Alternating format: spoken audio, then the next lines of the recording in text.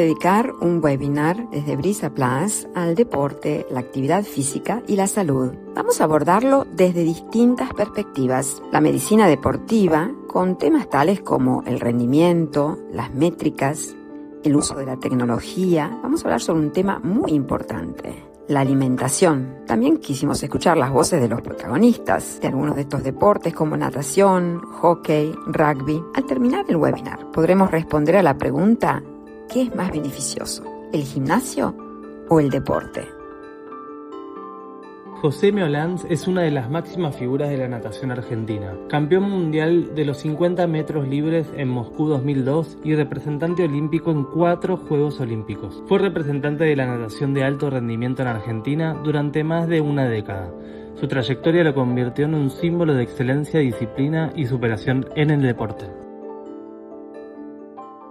¿Por qué elegiste la natación? En realidad yo no elegí la natación, la eligieron mis viejos.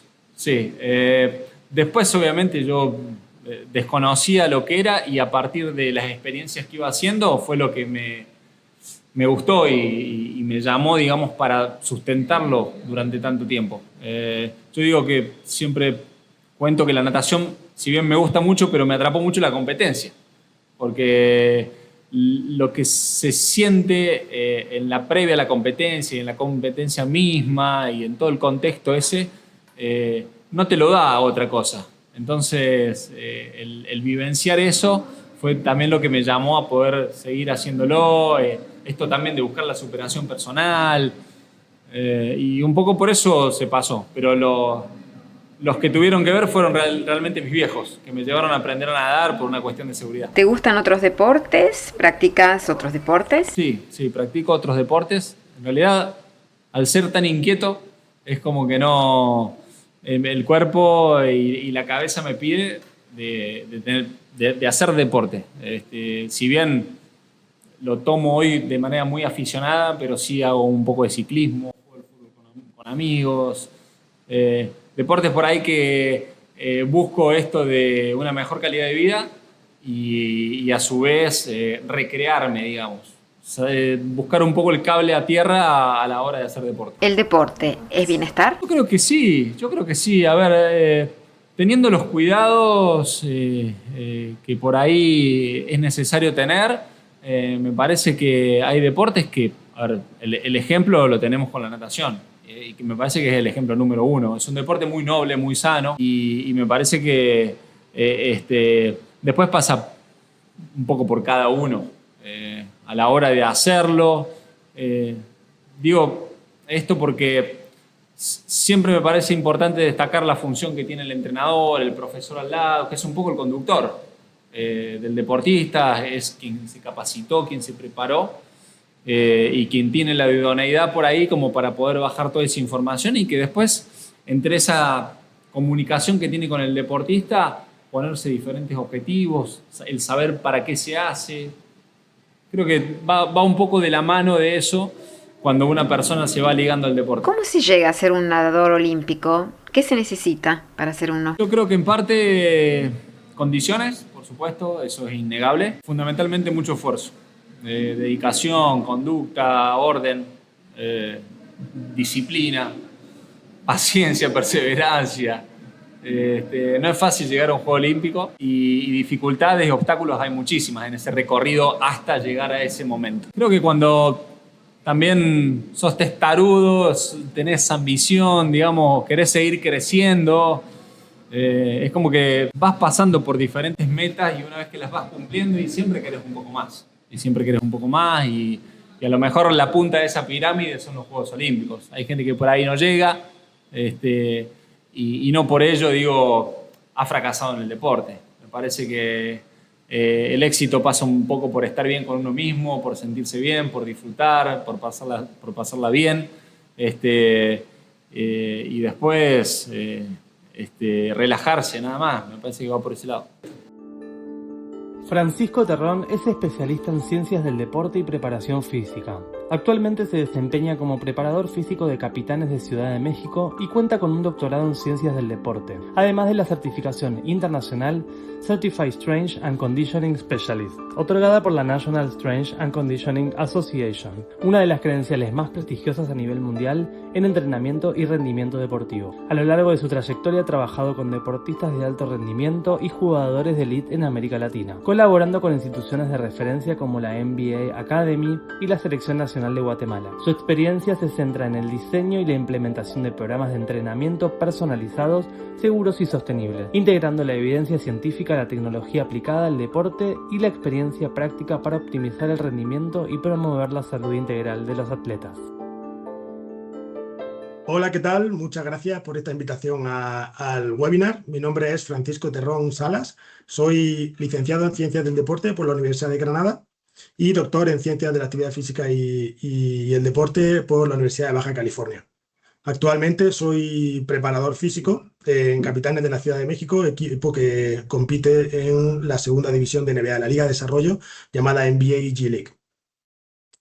A lo largo de mi carrera he tenido la posibilidad no solo de trabajar con equipos de baloncesto, sino también con, bueno, gracias a mi formación, de hacer mucho entrenamiento personal y mucha readaptación. El día de hoy vamos a estar hablando de la relación existente entre la educación física y el deporte de alto rendimiento, y para ello vamos a cubrir tres temas principales, como son la relación que existe entre la masa muscular y el envejecimiento, es decir, la pérdida de masa muscular asociada a la edad. Luego veremos las adaptaciones que existen entre la actividad física y el cerebro, esas adaptaciones que se producen a nivel cerebral. Y por último cerraremos hablando sobre bueno, el efecto que tiene la actividad física sobre el sistema inmunológico y a nivel gastrointestinal. Pues muy bien. Para hablar de masa muscular y envejecimiento tenemos que comprender principalmente cuatro temas, ¿no? Cuatro conceptos. El primero de ellos es la sarcopenia, que ahora la vamos a ver, la pérdida de masa muscular asociada a la edad. En segundo lugar, hablaremos de fuerza como el principal predictor de longevidad que tenemos hoy en día. Continuaremos hablando de cómo el músculo es el órgano principal protector contra el envejecimiento, y cerraremos hablando de la relación que existe entre actividad física y sedentarismo, ¿vale? Bueno, pues vamos a ello.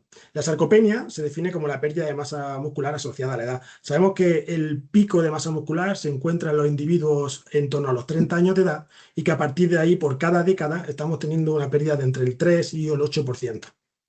Se dice que la pérdida se acelera después de los 60 años de edad, pero bueno, pese a que hay mucha literatura científica que avala esto, tenemos que considerar que no es solamente no es que se acelere el proceso de pérdida de masa muscular, sino es la relación que existe entre la capacidad y las demandas, es decir, la capacidad del sujeto sano para hacer las actividades diarias del día y las demandas del día.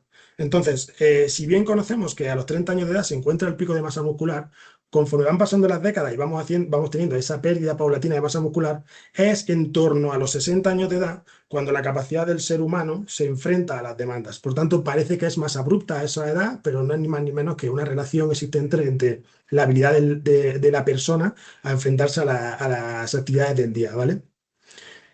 Bueno, y también sabemos que la sarcopenia está asociada con fragilidad y pérdida funcional, claramente.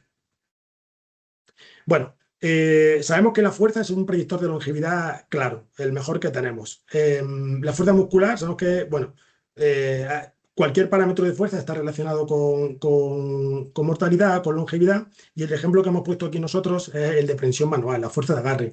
Algo tan sencillo como la prensión manual, sabemos que se asocia con mayor mortalidad, o sea, una menor prensión manual, menor fuerza de agarre, se asocia con mayor mortalidad por todas las causas. Y por tanto, los niveles de fuerza a nivel de predictor, ¿no? de predictor de longevidad, están relacionados con un descenso de la mortalidad, con una disminución del riesgo cardiovascular, con una mejora de la independencia y con una disminución de las caídas, ¿vale? Tan importante en la población adulta.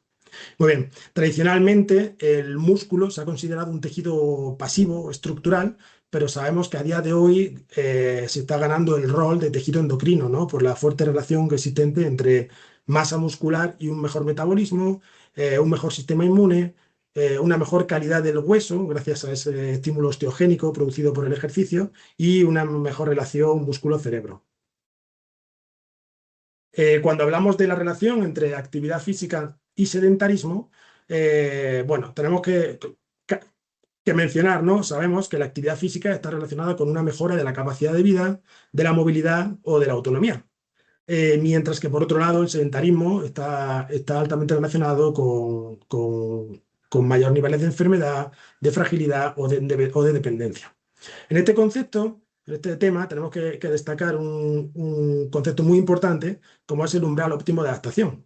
En el ser humano, para que un estímulo genere adaptación, tiene que llegar a un umbral óptimo, ¿vale? Todo lo que se quede por debajo del umbral no va a generar adaptación y todo lo que supere el umbral, pues el organismo lo va a ver como algo dañino, ¿no? Algo tóxico, algo que no se va a poder asimilar. Por tanto, por eso decimos que no necesitamos ser atletas, sino que necesitamos conservar capacidad física durante toda la vida. Tenemos que llegar a ese umbral. Y este concepto va a salir a colación muy a menudo a lo largo de la presentación de cara a hablar los estímulos óptimos de aplicación de cada una de las cosas para que generen una adaptación, ¿vale?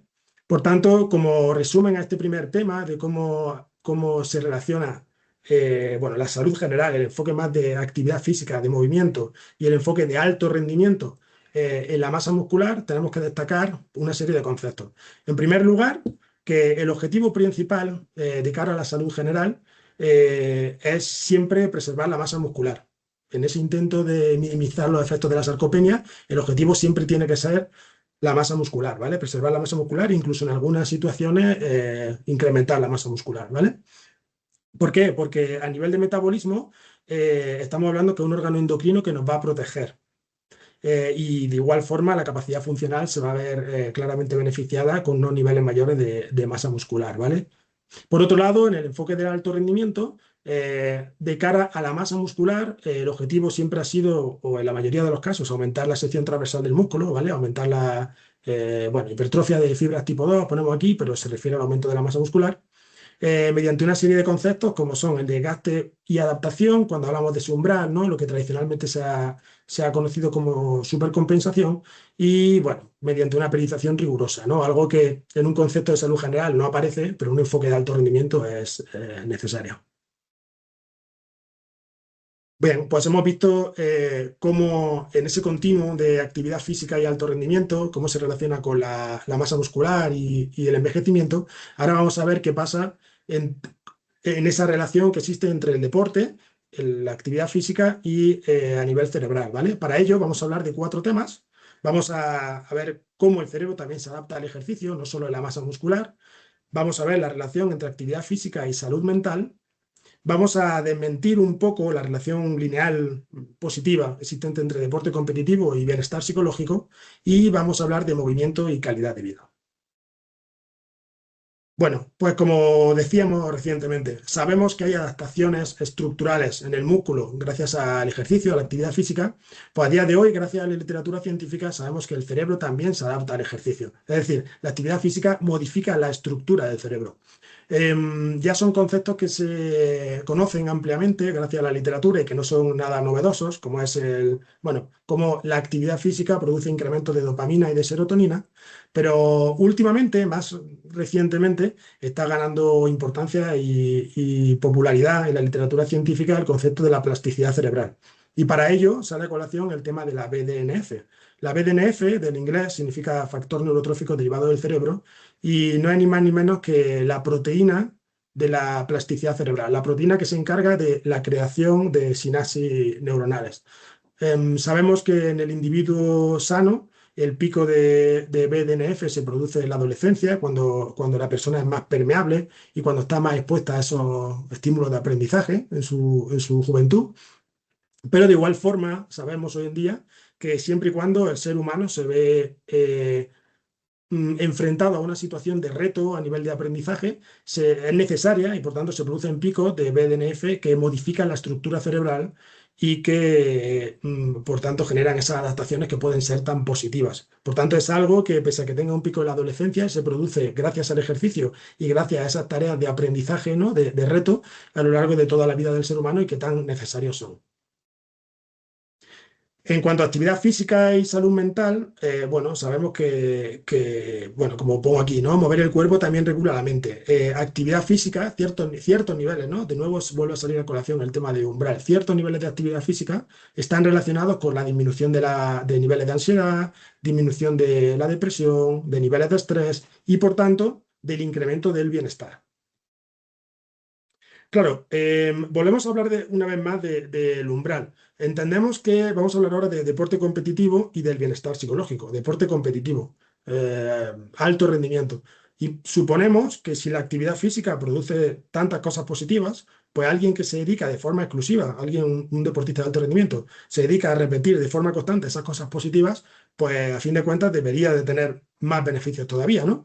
Pero bueno, a día de hoy sabemos que más rendimiento no siempre significa más bienestar. De nuevo, el estímulo, como mencionaba. ¿Por qué? Porque, bueno, la realidad a día de hoy, lo estamos viendo a diario, es que, bueno, el deporte competitivo tristemente está altamente relacionado con la presión competitiva, con síndrome de sobreentrenamiento o burnout, con estrés psicológico, y en definitiva todo esto afecta a un mal equilibrio entre vida y deporte. Cuando hablamos de movimiento y calidad de vida, sabemos que la actividad física no tiene que ser extrema para cambiar una vida, ¿no? Para tener esos efectos positivos en el ser humano. Y sabemos que, contrastado por muchísimos artículos, y esto es súper popular en la literatura científica, que la actividad física está relacionada con, bueno, con el incremento de la energía post-ejercicio, de la mejora de la calidad del sueño, mejora de la funcionalidad, no es solo en personas mayores, como veíamos antes cuando hablábamos de sarcopenia, ¿no? Y masa muscular, sino en todo el ser humano que practica algún tipo de actividad física y, por supuesto, también una mejora de la conexión social, tan importante en el ser humano, ¿no? Por los beneficios que aporta el deporte. Por tanto, a nivel de mensaje final en este tema en el que hablamos de los efectos que tiene la actividad física en el cerebro, creo que deberíamos de centrarnos, por supuesto, en la BDNF. Sabemos que el ejercicio modula la liberación del factor neurotrófico derivado del cerebro y de la dopamina. Pero, una vez más, bueno, el volumen y la intensidad lo que están determinando es si ese impacto que se está produciendo es negativo o positivo, bueno, si es regenerativo o es estresante, ¿vale? Por tanto, una vez más, hablando de aspectos relacionados con la actividad física, ¿no? Con estilo de vida, bueno, sabemos que los beneficios que se achacan al deporte son la regulación del cortisol, la higiene del sueño, ¿no? Una mejor calidad del sueño y una adherencia sostenible al deporte. Mientras que en el deporte competitivo varía drásticamente el escenario y debemos destacar que la ansiedad precompetitiva existe, está ahí y es un problema real asociado a ese deporte, que el síndrome de sobreentrenamiento es una realidad y al final tenemos que ser conscientes de ello, y que por otro lado está la resiliencia psicológica, que se puede ver como algo positivo del deportista una vez enfrentado a tanto estímulo de actividad física. Pues muy bien, por último vamos a hablar, ya hemos mencionado los beneficios que existen en el deporte en la masa muscular, hemos hablado de los beneficios que existen a nivel cerebral, en la estructura del cerebro, y ahora vamos a hablar de qué pasa con el sistema inmune y digestivo. Y para ello vamos a hablar de tres conceptos principales. El primero, como digo, es la relación existente entre el ejercicio y el sistema inmune. En segundo lugar, vamos a hablar de qué pasa cuando hay un exceso de entrenamiento con el sistema inmune. Y en tercer lugar, cerraremos hablando de la microbiota, ¿vale? Pues bien, sabemos que el ejercicio puede fortalecer el sistema inmune, no solo la masa muscular, no solo la estructura cerebral, sino que también el sistema inmune. Y esto es algo que de siempre se ha dicho, ¿no? De por qué una persona que practica deporte de forma continua, por lo general tiende a enfermarse menos que una persona que es sedentaria. Bueno, pues algunos de los ejercicios, entre muchos, ¿no? Perdón, algunos de los beneficios, entre muchos, relacionados con la actividad física y el sistema inmune, son la disminución de la inflamación crónica, el aumento de la vigilancia inmunológica, bueno, descrito como esa capacidad del sistema inmunológico de detectar patógenos a tiempo, el aumento de la salud metabólica y el aumento de la resiliencia fisiológica, entendido una vez más como la capacidad del sistema inmunológico de sobreponerse a una situación de estrés y volver a los sistemas, bueno, a los niveles basales a la brevedad del tiempo, ¿vale?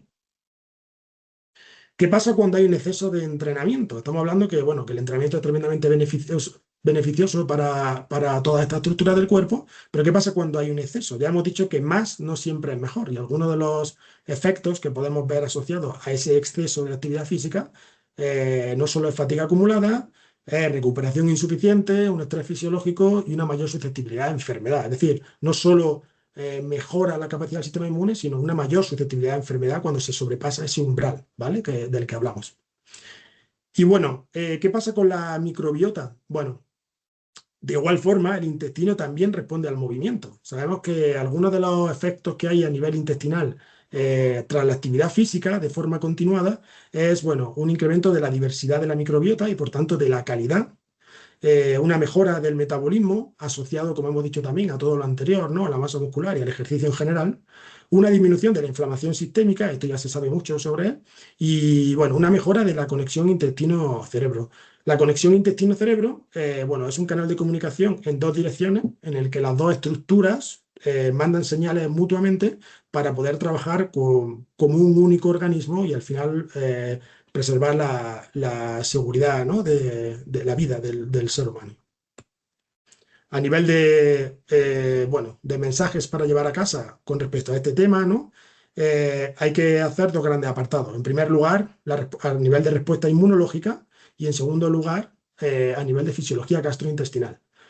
A nivel inmunológico, bueno, la inmunovigilancia. Sabemos que la actividad moderada moviliza de forma transitoria las células NK, que básicamente son las células que protegen el organismo, las que matan patógenos, ¿vale? Por otro lugar, otro concepto muy importante es la ventana abierta. Es que sabemos que después de un esfuerzo extenuante prolongado, bueno, se incrementa el riesgo de infecciones en el tracto respiratorio superior. Es algo, bueno, simplemente que hay que tener en cuenta. Se sabe, hay que considerarlo y tratarlo.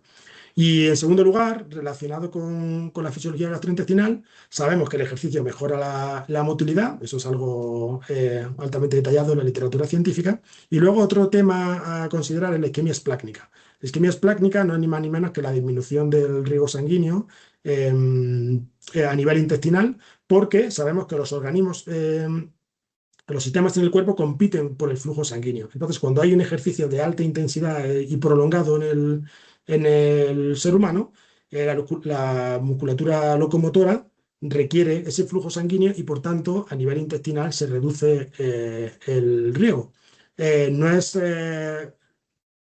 negativo per se, hay que solamente considerarlo, ¿vale? Porque es algo que está previsto y que ha pasado siempre, solo que es un tema a tener en cuenta, a considerar en aquella población en la que se pone a muy alta intensidad y muy prolongada.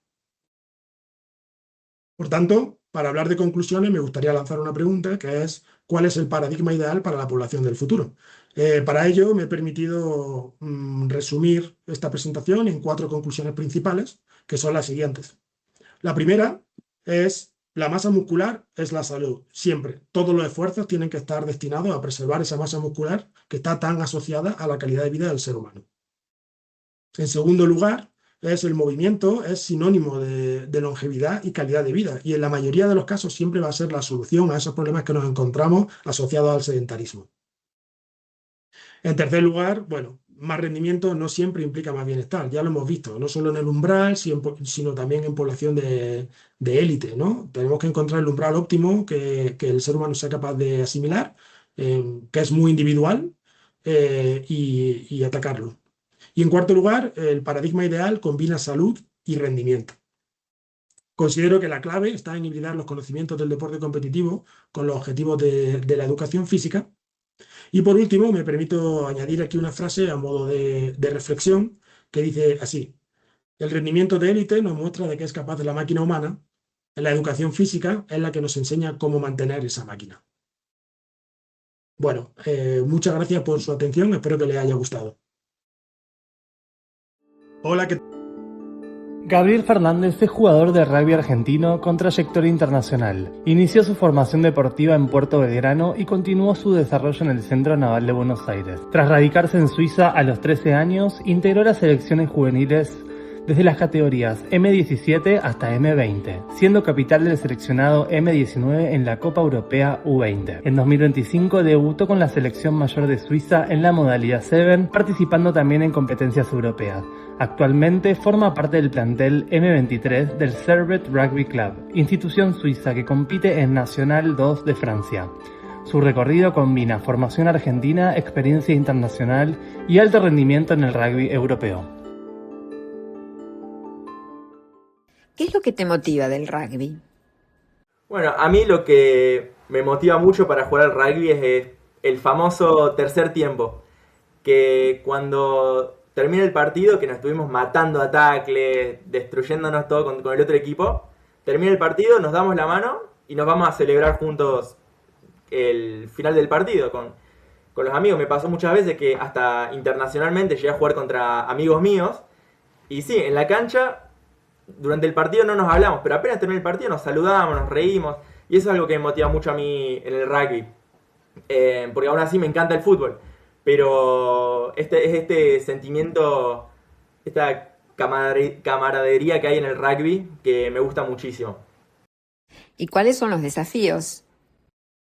Y los desafíos que hay, el principal desafío, yo diría, así personalmente, es ser mejor que mi yo de ayer. Es mejorar paso a paso. Y lo que pasa cuando comenzás a jugar rugby de mejor nivel es que comienza a haber una competencia con los otros chicos, con otros chicos que también quieren quedar seleccionados. Entonces es como una presión constante que hay de fondo, que sabes que tenés que hacer bien tu tarea según tu posición, porque si no sabes que hay otros chicos que están esperando y bueno, cada uno tiene, como yo digo, es entrenar para tener la chance de mostrar lo que sabes. Entonces yo diría que ese es uno de los mayores desafíos, es mantenerse fresco en la cabeza, sabiendo que hay gente que también está interesada en tomar tu puesto, pero vos hacer lo que sabes hacer. ¿Cómo ves la relación entre la salud y el rugby? Bueno, yo lo veo mucho como esta presión que tenés a la hora de jugar un partido o ir al entrenamiento.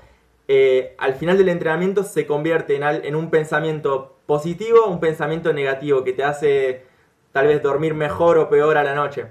Porque yo puedo llegar al entrenamiento tranquilo, pero con esta presión de que sé que tengo que hacer las cosas bien, y si al final del entrenamiento pienso que estoy satisfecho con lo que hice, me voy a casa feliz, llego, me baño, como, me voy a dormir y duermo re bien.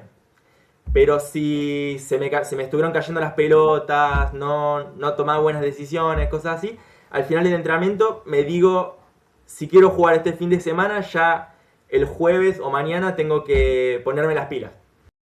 ¿Y hay alguien que te ayuda a llevar o llegar a esa positividad? Una ayuda enorme siempre fue mi mamá, que siempre estuvo atrás mío. Yo siempre, a mí me gusta decir que tengo disciplina para ir a los entrenamientos, porque a veces cuando no quiero ir voy, pero en realidad es mi mamá que está atrás todo el tiempo. Me dice, no, está lloviendo, anda al entrenamiento, anda a entrenar. O si tengo que ir al gimnasio, me dice, no, anda, tenés que ir. Y bueno, eso es una ayuda enorme, que yo creo que cambia muchísimo las cosas también. ¿Te gustaría dejar un mensaje para las personas que te están escuchando, que por ahí todavía no empezaron a jugar al rugby o que quizás han empezado, pero que podrían seguir tus pasos? Yo les diría, la verdad, que disfruten el juego, que no se pongan presión en sí mismos, que cuando tengan una pelota en la mano, que disfruten cada segundo y que hagan lo que mejor saben hacer, sin presión, agarrar la pelota, correr, o si no tenés la pelota, taclear. Y disfrutar del juego, la verdad, y saber que al final del partido la persona contra la que estás jugando es tu amigo.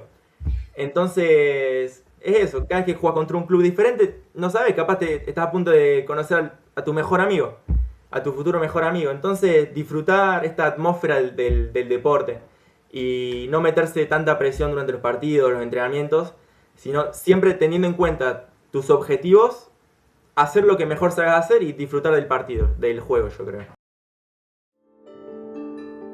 El doctor Jorge Francella es una autoridad global en la intersección entre la actividad física y la salud. Médico cardiólogo y deportólogo que busca posicionar al ejercicio como pilar fundamental de la medicina preventiva y terapéutica. Director para la Argentina de la iniciativa Exercising Medicine del prestigioso American College of Sports Medicine. Dirige el programa de actividad física del Hospital de Clínicas de la Universidad de Buenos Aires. Cuenta con un gran reconocimiento por su labor en promover la actividad física y la salud integral.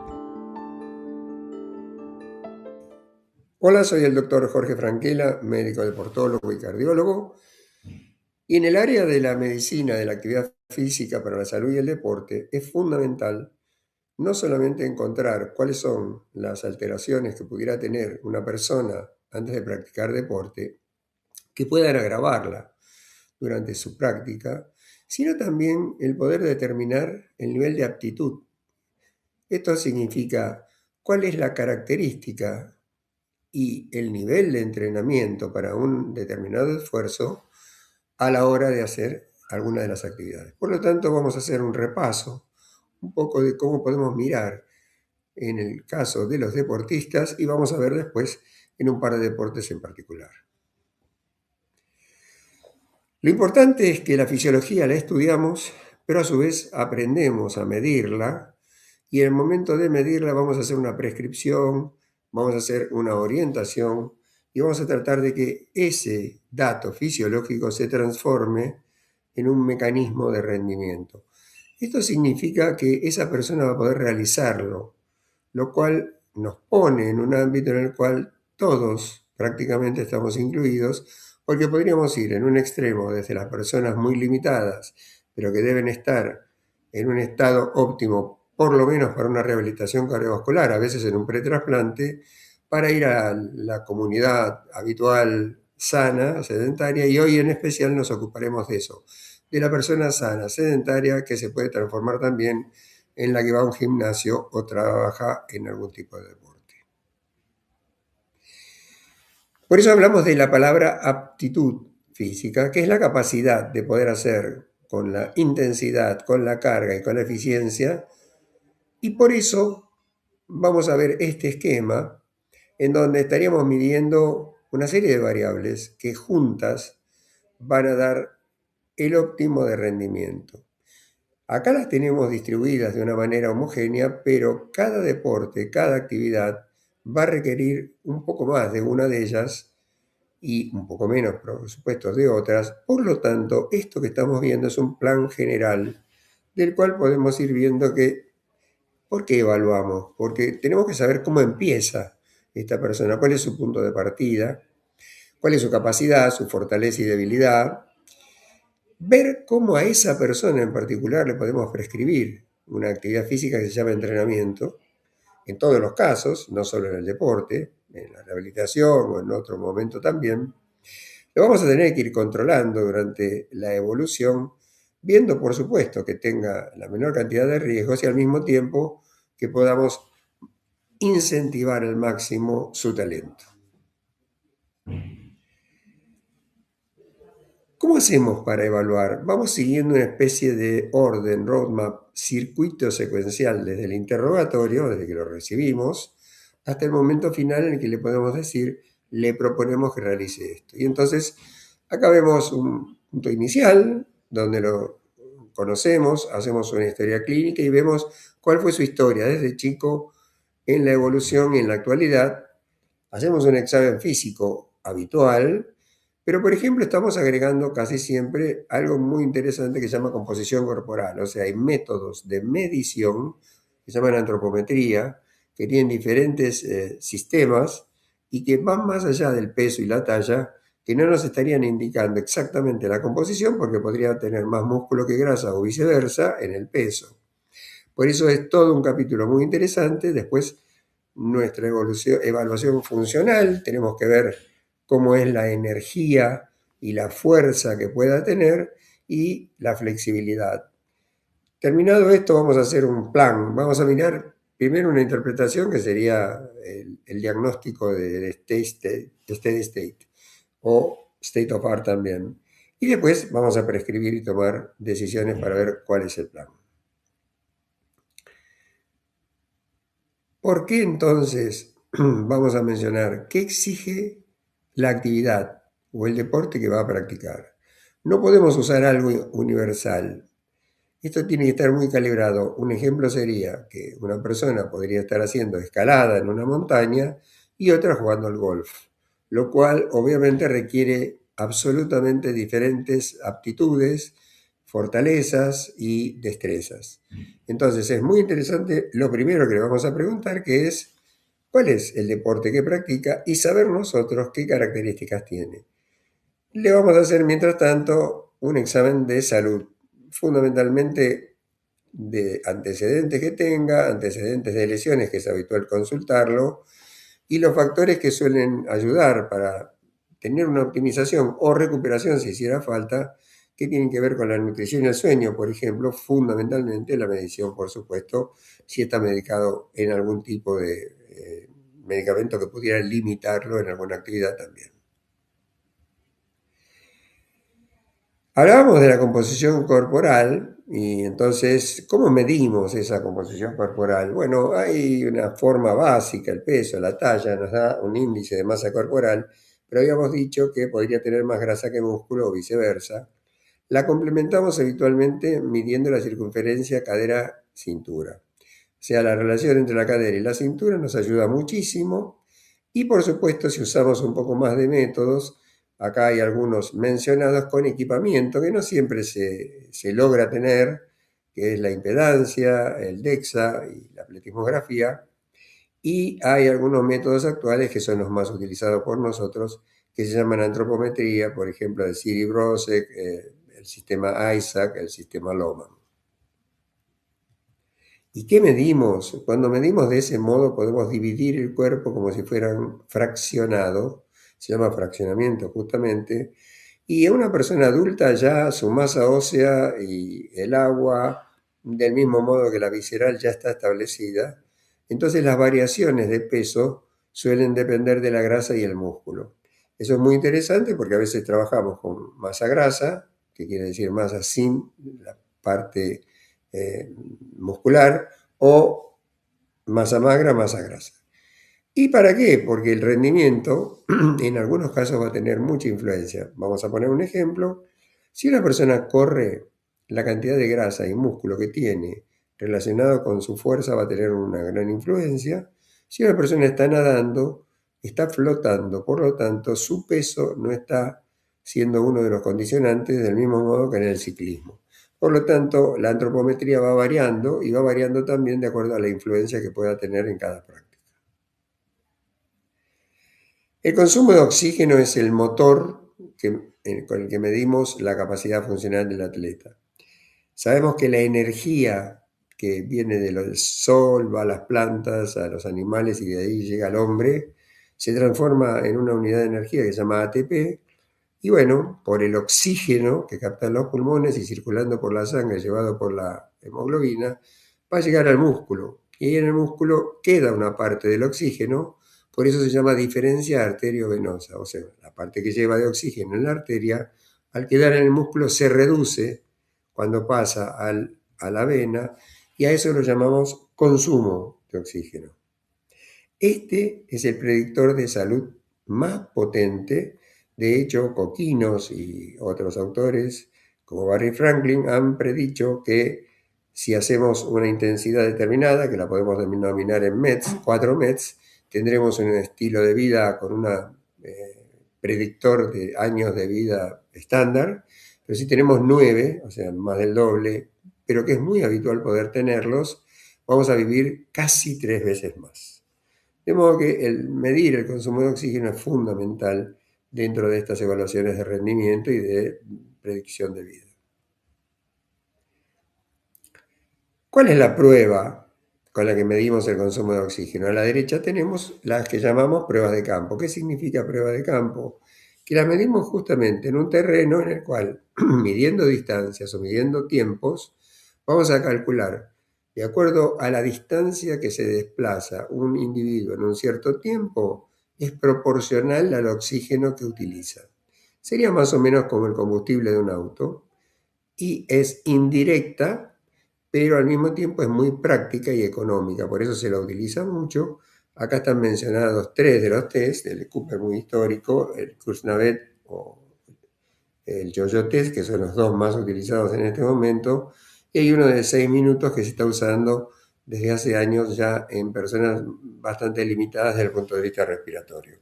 Esto es todo lo que podemos hacer periódicamente, casi sin recursos, con un cronómetro y un centímetro, pero por supuesto, si estamos en un laboratorio de fisiología, hacemos una ergometría y mejor todavía hacemos una prueba cardiorrespiratoria.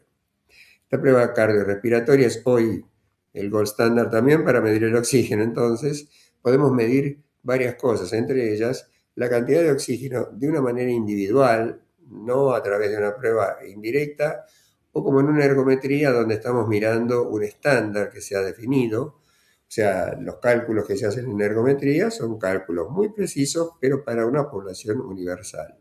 En cambio, en este caso estamos hablando de medir individualmente a una persona y saber exactamente cuántos mililitros de oxígeno consume en un esfuerzo que le estemos proponiendo.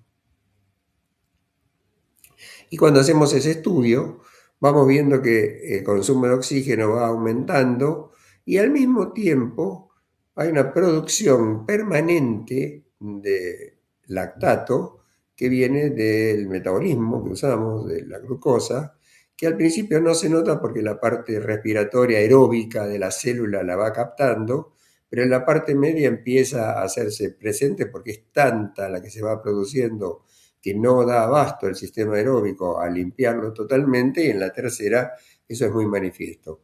Acá tomemos 3 zonas entonces, y lo que es significativo es que estemos viendo 2 líneas, BT1 y BT2.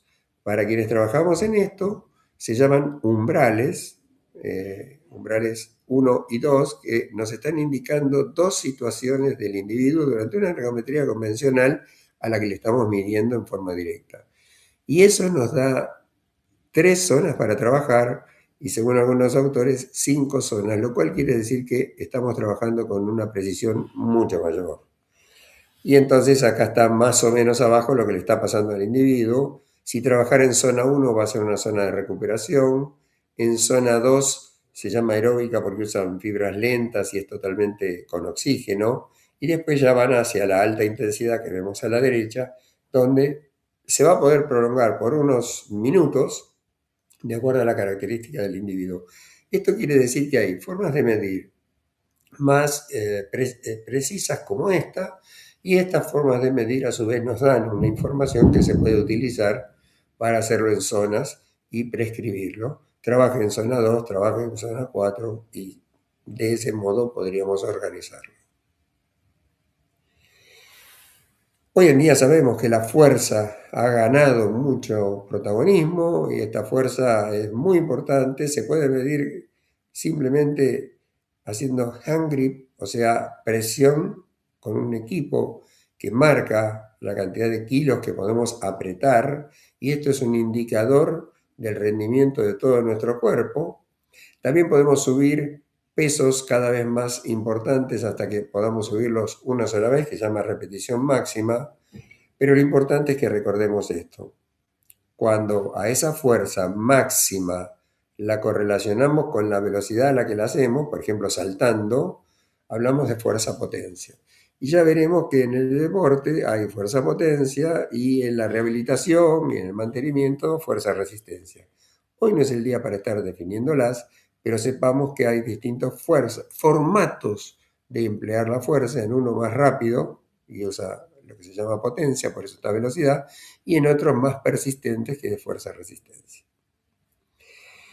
La velocidad y el control neuromuscular definen. Esto significa que yo llamo en el momento que voy a hacer un esfuerzo, convoco a mis fibras musculares. Tengo fibras rápidas y lentas, primero vienen las lentas, después las rápidas. Se llaman lentas porque usan oxígeno y son aeróbicas, rápidas porque son pálidas y son explosivas.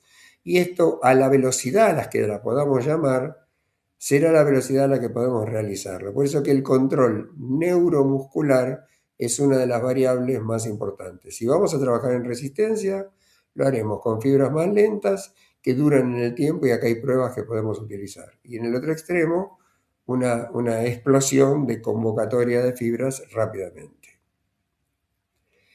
Y entonces acá vamos a tratar de mostrar que a cada deportista debemos interpretarle sus variables de manera individual. Es cierto que en todos un consumo de oxígeno alto, si no tiene una buena fuerza, es una limitación. Entonces necesitamos ambas. Pero, por ejemplo, en un maratonista necesitamos un alto consumo porque va a tener resistencia por más de 2 horas, 3 horas, por ejemplo, y al mismo tiempo tiene que tener resistencia a la velocidad. O sea, tener velocidad hasta un punto, pero resistir.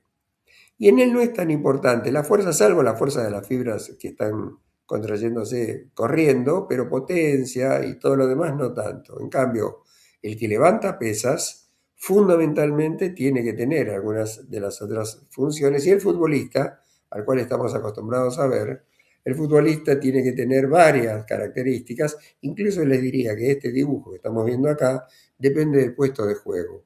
Si es un defensor, si es un mediocampista, un delantero y la característica del juego. ¿Qué hacemos a su vez? Un monitoreo longitudinal. ¿Qué significa un seguimiento? Empezamos, lo medimos, le damos un plan, lo vamos controlando a través de la temporada. Una sola medición no tendría un diagnóstico, y hacia el fin de la temporada tenemos una fecha establecida por un cronograma cuando es deporte, y ese cronograma nos tiene que ir diciendo en qué momentos del año van a ser los picos ideales y luego algunos momentos de recuperación. Vemos a la izquierda que hay una serie de monitores, sobre todo para la gente que no es deportista de una manera tan profesional, pero bueno, en algunos llega a un nivel bastante interesante, y acá hay algunos errores que son frecuentes. Si yo mido pero no sé cuál es el deporte o la característica, estoy evaluando sin un objetivo claro. Si la prueba no está validada, es una prueba que ha inventado alguien, como pasa algunas veces a niveles populares, no me sirve. No puedo comparar perfiles de deportes que tengan características de movimientos y de destreza diferentes, porque realmente la misma característica que necesito en natación no es la que necesito para un delantero de fútbol. Y obviamente tomar decisiones si tengo un solo dato va a ser poco, porque me va a permitir verlo en ese momento, pero no voy a poder ver la evolución que tiene el deportista a lo largo del tiempo con mi prescripción. Por supuesto, empezamos poniendo un ejemplo. Un corredor de 35 años que tiene 52 mililitros kilo minuto. No voy a hacer menciones en este momento, pero para una persona sedentaria o activa, no deportista, habitual, el llegar a los 52 mililitros es excelente. Yo diría que un deportista de fin de semana, o si va entrenado mejor, no de fin de semana, pero de country, estaría más o menos en unos 40 mililitros. Ya 52 significa que esta persona tiene un cierto entrenamiento y una cierta aptitud. En deportes competitivos estaría en el área del tenis, por ejemplo. Y después algunos movimientos, ahí se llama counter movement jump, que es un salto. Pero acá se ve que cuando hace ese salto está un poco más bajo de lo que esperamos. El salto muestra la potencia de miembros inferiores. Entonces, ¿qué interpretamos? ¿Tiene que enfocarse en un entrenamiento aeróbico? No, él está bien en su área aeróbica. Tiene una buena potencia y capacidad, pero su parte de fuerza para el salto es débil, todavía tiene un déficit. Entonces, ¿qué le vamos a pedir? Priorice la fuerza. Esto permite que el médico pueda hacer un diagnóstico y al mismo tiempo una prescripción con una sugerencia que un profesor seguramente o un entrenador va a llevar adelante. Vayamos rápidamente a dos deportes para verlo algo. Uno sería cómo es el paradigma del tenis. Y bueno, tiene momentos de esfuerzos explosivos con una alta exigencia, pero en el medio tiene periodos de recuperación. 20 segundos entre pelota y pelota, 1 minuto cuando cruzan de un lado al otro. Entonces es muy interesante entender que la energética de esta persona va a tener que tener picos y valles. Esos picos máximos cuando los necesite, pero esos valles le dan tiempo para recuperarse. Y en un sistema de ruedas de rendimiento, como hemos dicho, el rendimiento óptimo lo vamos a tener de acuerdo a su característica. Entonces le medimos su composición corporal de la manera que habíamos dicho. Acá está puesto con una báscula simplemente. Medirle pliegues, que es el sistema que yo mencionaba, ISAC, o la bioimpedancia con el DEXA, o DEXA. El DEXA es mucho más preciso y la bioimpedancia tiene bastantes variaciones. Sería la resistencia biológica y las variaciones del agua corporal la cambian mucho. Y también ver la flexibilidad y esto que se llama sit and reach, que significa que sentado llega con la punta de sus dedos lo más cercano a la punta de sus pies. Si no llega, es negativo, menos tantos centímetros, en el punto justo es 0, y si lo supera es más 10, 5 centímetros y es muy flexible, sobre todo el área del core o de la cintura. ¿Qué otras pruebas hacemos? El que dijimos, el hand grip, el de la dinamometría manual. Acá hay algún otro, como el lanzamiento del balón medicinal, y ahí estaríamos midiendo el tren superior. Tenemos también test para el tren inferior. En unos es levantar pesas en un press de banco y con ciertas características, y el otro que habíamos mencionado, Canter Movement Jump, que es saltar. En realidad hay 5 saltos en esto, no me voy a referir hoy, pero es jump, squat jump, canter movement jump, balacop. O sea, tenemos una batería, quienes trabajamos en esto, para hacer una serie de estudios. Y si es tenis, le vamos a ir haciendo movimientos y velocidad y agilidad. En este, muy conocido, en quienes juegan al tenis, tienen que ir recogiendo pelotas en forma diagonal, de una manera rápida y viendo el tiempo total. Y otro es lineal, en la medición, porque va a ser un sprint, un pique lineal de unos 20 metros, y se va viendo también en cuánto tiempo va haciendo esa aceleración y cómo llega a la máxima velocidad, como si fuera a buscar una pelota, un drop en la red. Todas estas son pruebas más específicas, por supuesto, como dije recién, del tenis. Y el estudio del oxígeno, acá lo estoy poniendo de una manera muy práctica, como habíamos dicho, el yo-yo test, para poder medir el consumo de oxígeno, pero vamos siguiendo, y acá tenemos entonces un análisis de una batería de evaluación para alguien de tenis. Tenemos antropometría, mide grasa o músculo, fuerza con dinamometría, sentadillas o resistencias musculares, el tema de la potencia, la velocidad con los sprints que acabamos de mencionar, la agilidad yendo y viniendo a buscar las pelotas, como mostramos, el consumo de oxígeno, en realidad que lo vamos a medir así acá, pero si tenemos un equipo cardiorrespiratorio lo vamos a preferir, y la flexibilidad.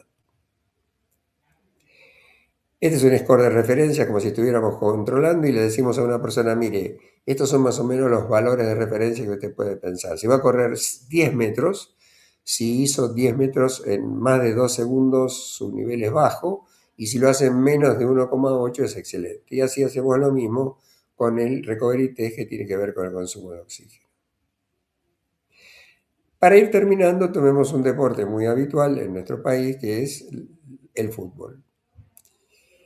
Y entonces hay un enfoque tradicional, que era medir lo cardiorrespiratorio y ver si había alguna patología cardíaca o no, y hoy en día un enfoque moderno integrando todo, el motor, que es el consumo, la biomecánica, e incluso se pueden medir las distancias recorridas con GPS, con un elemento de temperatura que nos va marcando en la cancha cómo corre, cuánto corre, en qué momentos y a qué velocidades.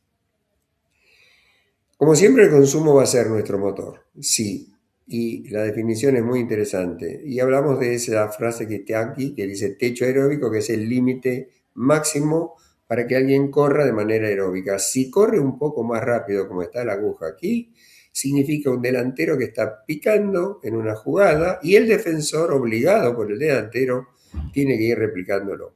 En ese sentido, el delantero va eligiendo cuando lo realiza, si está físicamente en condiciones, y el defensor, en cambio, se ve obligado. Por eso, cuando entrenamos, tenemos mucho cuidado en cada uno de ellos y la característica de cada uno, porque si bien tienen velocidades semejantes y piques semejantes, en uno se elige y en el otro no.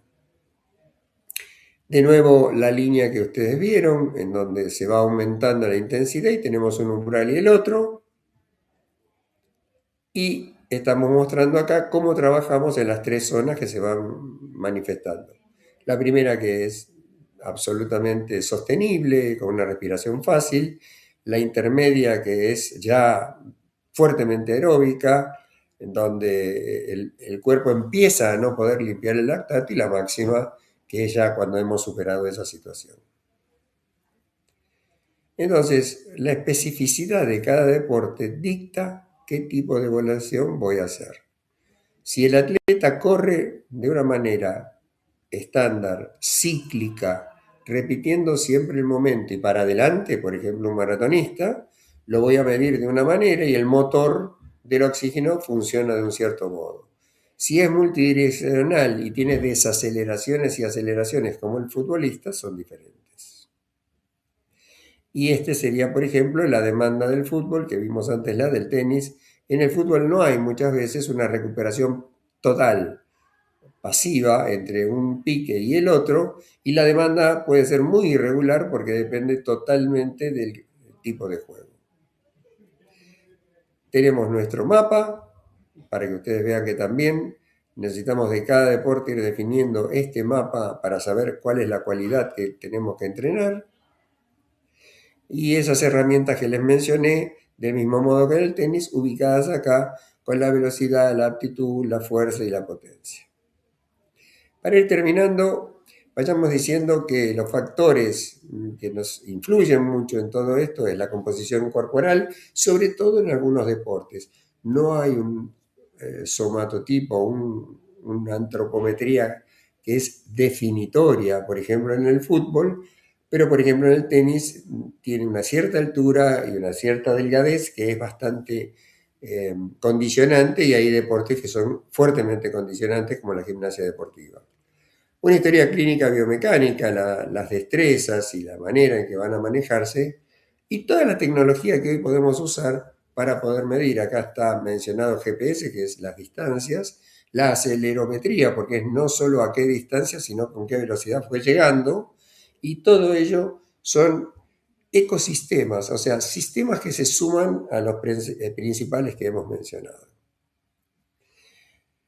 He dicho y reitero para ir terminando que hay un monitoreo todo el tiempo, la pretemporada, la mitad de la temporada y el fin, y todo esto tiene que ver con evaluaciones y microevaluaciones, se llama macrociclo, mesociclo y microciclo, y también en algunos deportes tienen momentos picos, son los Grand Slam, por ejemplo en tenis, o son en este caso periodos especiales de Copa Libertadores o Copa del Mundo cuando la hay, y eso mismo pasa con cada deporte. Por lo cual terminamos esta charla diciendo que no evaluamos pruebas, sino que evaluamos a cada persona conociendo en este ecosistema cuál es la característica de la actividad deportiva que va a utilizar, y en base a eso vamos a elegir qué prueba y cómo la interpretamos. Muchas gracias. Silvia Espinosa es jugadora de hockey amateur con una destacada trayectoria en categoría máster. Comenzó a practicar hockey a los 12 años y desarrolló gran parte de su carrera deportiva en el Club Arrows, donde jugó hasta 2021. Actualmente integra el Club Los Pinos. Ha representado al NEA argentino en el Campeonato Panamericano de Hockey Máster realizado en Argentina en 2023 y Paraguay 2025. En 2026 participará del Campeonato Mundial de Hockey Máster en Brachat, Bélgica, formando parte de una alianza entre asociaciones internacionales que reúne jugadoras y jugadores de distintos países. Su recorrido refleja el compromiso, la pasión y la vigencia del deporte a lo largo de toda la vida.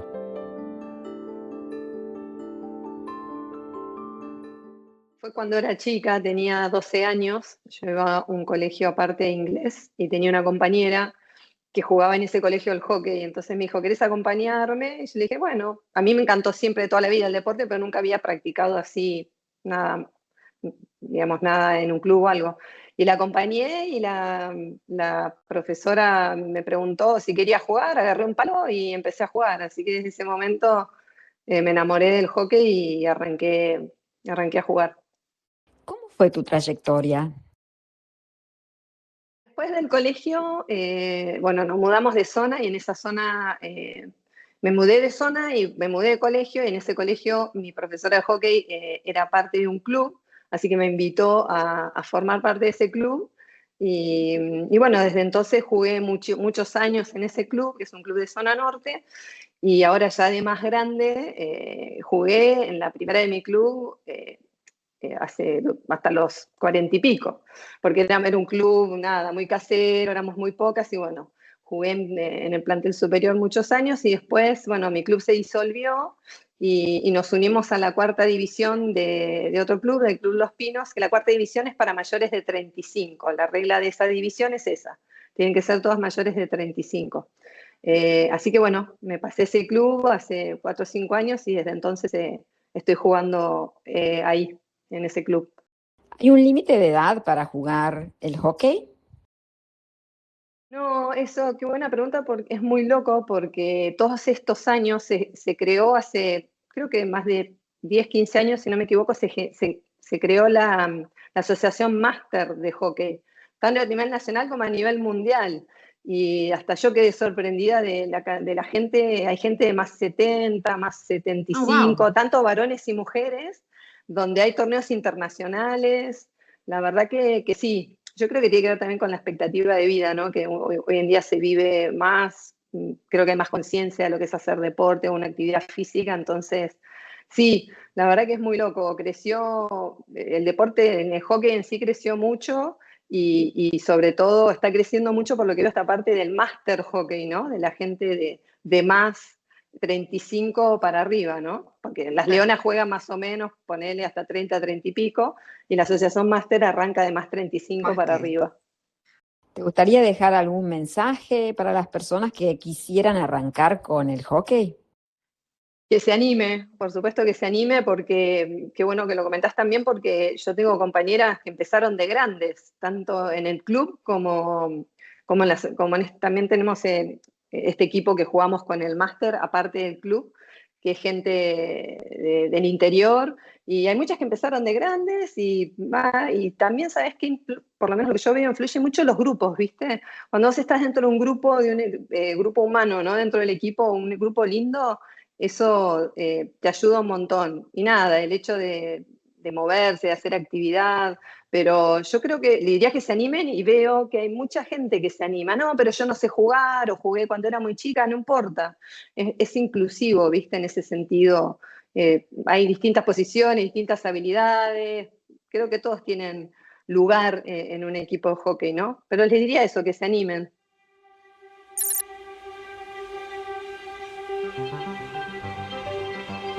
Los últimos años fueron un periodo de aceleración tecnológica con los avances de la inteligencia artificial y los robots. Pensemos en 2 casos. El primero, el VAR, el Video Assistant Referee, un sistema de videoarbitraje que ayuda a los árbitros a revisar jugadas polémicas mediante cámaras y repeticiones en tiempo real.